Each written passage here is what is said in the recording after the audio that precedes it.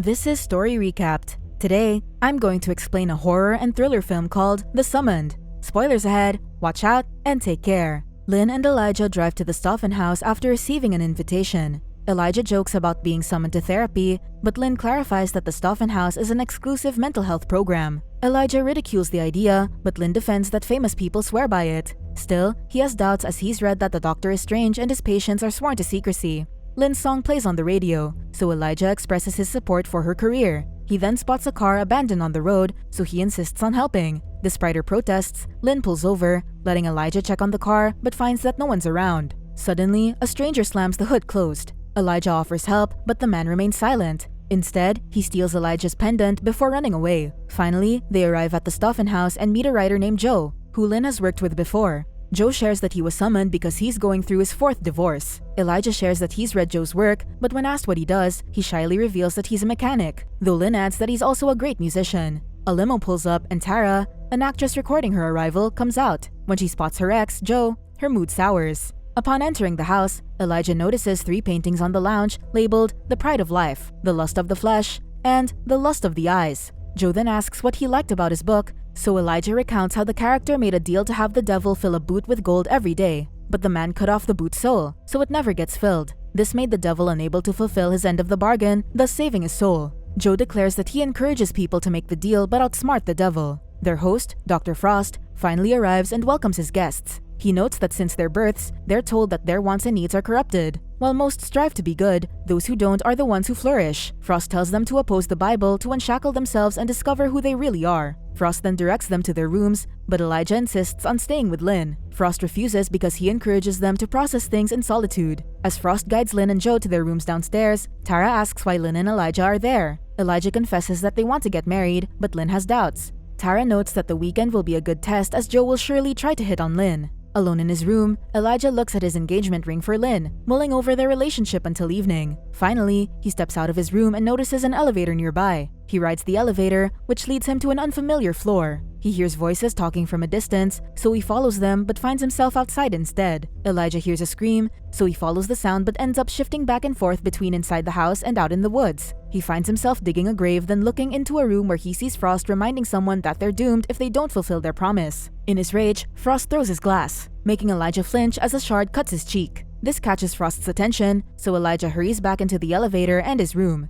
There, he pulls the shard from his cheek, but when he turns, Frost grabs him by the throat. Frost threatens that he doesn't like his lambs listening in on his secrets. He then declares that Elijah isn't ready, but he'll be slaughtered soon. Elijah wakes up, finding Lynn next to him, who tells him that Frost is gathering everyone downstairs. Outside, Elijah meets with the rest around the campfire. Frost explains that people are expected not to touch anyone, want anything, or take pride in themselves, but he encourages his guests to focus on their sins and share them with the rest. To start, Joe claims that he loves being rich, which Frost declares as the lust of the eyes. Tara then awkwardly confesses to being dependent on recreational substances and intimacy. Frost declares that she has the lust of the flesh. Frost asks what Lynn's sins are, but she can't think of any. He thinks Lynn is not ready, so he turns to Elijah. Elijah believes he lives morally, but Lynn adds that he thinks of himself as a hero, which he denies. To move past this, Frost asks Lynn to play her music. Joe brings up that Elijah is also a musician, so they urge him to play. Seeing his reluctance, Frost asks if Elijah was taught not to take pride in himself, and the man admits that perhaps he was. Lynn insists that they play a song instead, and finally, Elijah concedes.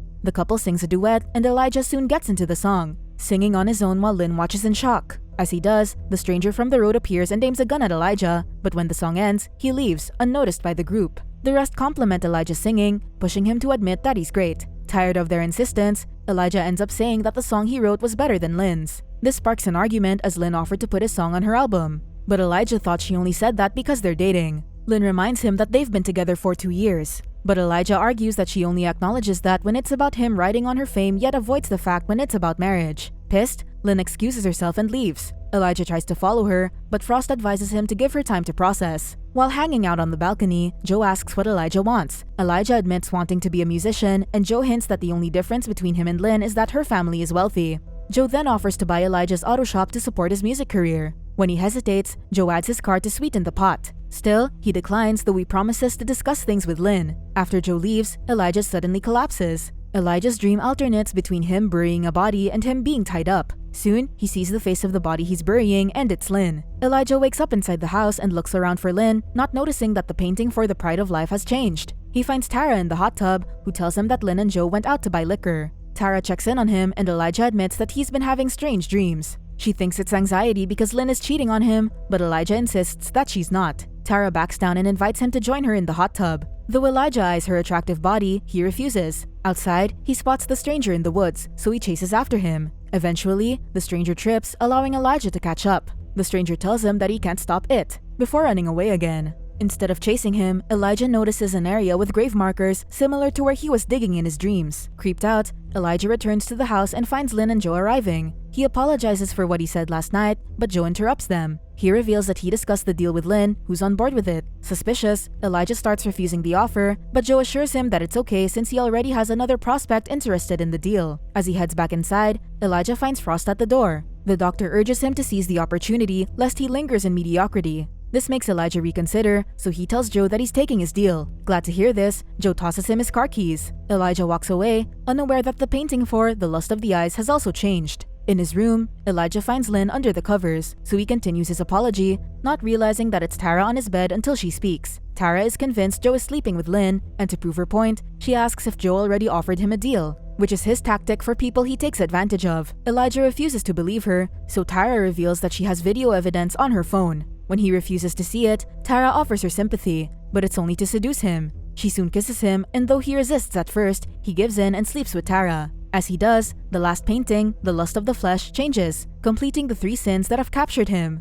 Elijah sees more visions of himself burying Lynn, being tied up, and holding a gun. When he wakes up, he finds that Tara is gone. Recalling what happened, he hurriedly gets dressed but sees Tara's phone. To his surprise, he finds multiple videos of Tara announcing her arrival at the Stoffen house as if it's her first time every time. In one of the videos, he discovers that Lynn has also been there with another man, who looks like the stranger from the woods. As Elijah processes this, he spots Tara wielding an axe. He jumps out in time to avoid her attack, so she chases him, declaring that Frost will never let him leave. Elijah hurries downstairs but ends up back where he came from. Joe arrives with a rifle, so he races upstairs, only for Tara to corner him. Quickly, Elijah goes to the elevator, which takes him to the same hallway as in his dreams. He hears Frost mocking him for committing all 3 sins so quickly, adding that they can't let him escape since their master needs him. Finally, Elijah enters Frost's office, where he finds Lynn holding a blade. She recounts how her grandmother sold her soul, which Tara's great-grandfather also did. Joe, on the other hand, sold his own soul. The deal got them fame and success, but they're required to renew it and sacrifice someone pure of heart every year. If they fail, they'd be sent to hell, and the contract falls to their next of kin.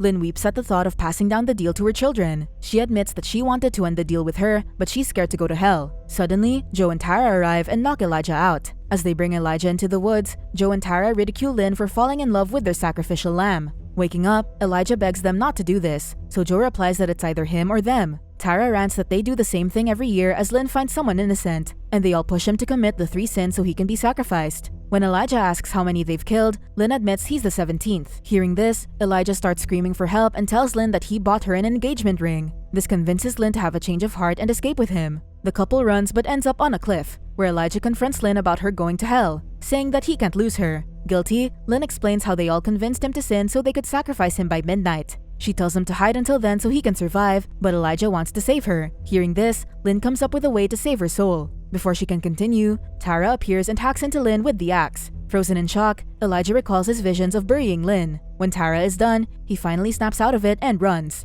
The stranger Abe soon finds Elijah and takes him back to the house. He recounts how he was their sacrificial lamb 9 years ago, but Lynn let him go. However, he's been stuck in the woods since, forced to bury the bodies they killed. He shares that Lynn let him go too early, so they found someone else to sacrifice. He tells Elijah that this time, he can stall them until the last moment, then shoot himself to send the others to hell. Elijah panics as Abe hands him a gun. Confused, Elijah aims it at Abe but is alerted to Tara, who's found them. Quickly, Elijah heads to Joe's car and drives off. He drives around until evening, finding himself lost. Thinking he's far away enough, he finally stops the car to collect himself. To his horror, however, he's back at the Stoffen house. He backs the car away only to stop at the same spot. Frost's voice echoes in his mind, telling him that he can't leave. Suddenly, he sees visions of when Lynn released Abe. Finding himself on the sacrificial table, Elijah sees Frost approaching him, telling him there's time to save Lynn if he gives his soul and takes her place. Elijah wakes up back in the car and runs to the house. While riding the elevator, he remembers the voices he heard in the first dream. realizing that it was Lynn begging Frost to stop the sacrifices. Frost told her she had no choice unless she tricks the devil like what Wagner Moulton did. As Elijah returns to the office, he finds a family tree painted on one wall. He inspects this as he hears Frost telling Lynn that they need to sacrifice the soul of Wagner's descendant, since the devil still wishes revenge on him for tricking him. From the family tree, Elijah discovers that he's the descendant of Wagner Moulton. He also finds a notebook about him, where it's noted that he has a hero complex. A bloodied Lynn suddenly appears, explaining that they're only allowed to die when they don't renew the contract. She reveals that Frost was Wagner's friend who summoned the devil with him. Since Wagner escaped getting his soul taken, Frost had to pay the price for both of them. Frost also appears, adding that the devil has wanted a soul from Wagner's descendant since then, even offering to release both Frost's and Lynn's souls to get it. Lynn apologizes for tricking him into falling in love with her, though she didn't plan on falling for him too. Now, Lynn realizes that she deserves to be in hell, so she urges Elijah to escape. However, Joe and Tara arrive, angry that she and Frost tricked them, as having Elijah surrender his soul for them would have meant that they would lose their sacrifice, thus sending them to hell. Lynn argues that the two don't deserve to be freed, and the trio argues until Elijah threatens to shoot himself. If he dies so close to midnight,